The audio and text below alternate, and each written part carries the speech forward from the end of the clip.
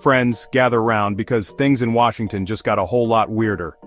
On February 11, 2025, the man who once tweeted "Covfefe" signed an executive order that could reshape the very fabric of American governance.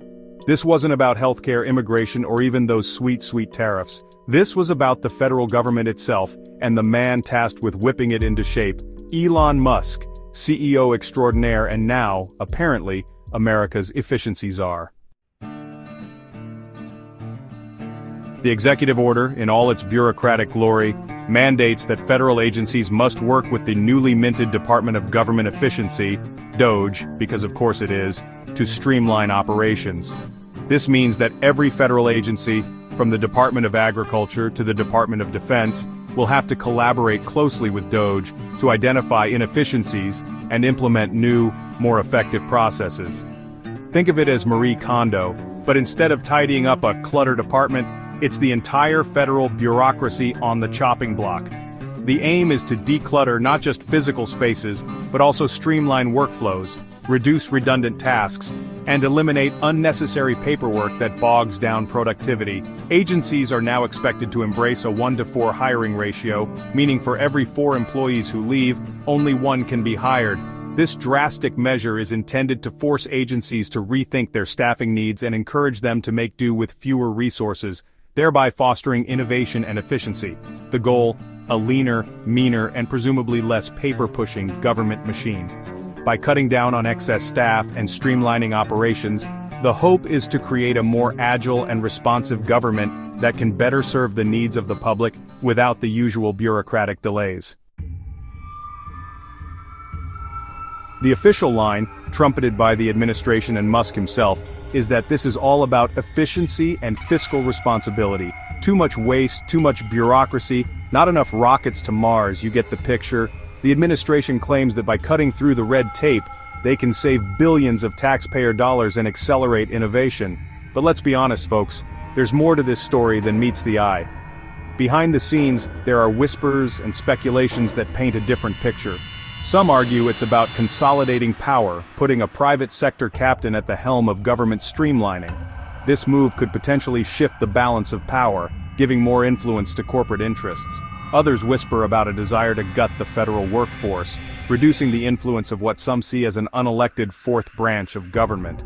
Critics worry that this could lead to a loss of valuable expertise and a weakening of essential public services. The debate is heated, and the stakes are high. As the nation watches closely, only time will tell what the true impact of these changes will be. Will it be a new era of efficiency or a shift towards corporate dominance in public affairs? As you might imagine, this executive order hasn't exactly been met with unanimous applause. The nation is split, with emotions running high on both sides of the debate. On one hand, there are those who see this as a necessary step towards modernizing and streamlining a bloated government system. They argue that the inefficiencies and redundancies have long plagued our bureaucracy, and this bold move is just what we need to cut through the red tape. Supporters praise the bold move to tackle government waste and inefficiency. They believe that with Musk at the helm, we can finally see a government that operates with the same efficiency and innovation as a top-tier tech company. They envision a future where government services are streamlined, more accessible, and more responsive to the needs of the people. Critics, on the other hand, are sounding the alarm about potential conflicts of interest. Musk's business empire is vast, to say the least, and many worry that his private interests could unduly influence public policy. They fear that this could lead to decisions that benefit Musk's companies at the expense of the public good. There's also the concern about the erosion of checks and balances. Our democratic system relies on a careful balance of power, and some fear that this move could tip the scales too far in one direction. They argue that concentrating too much power in the hands of one individual or entity could undermine the very foundations of our democracy.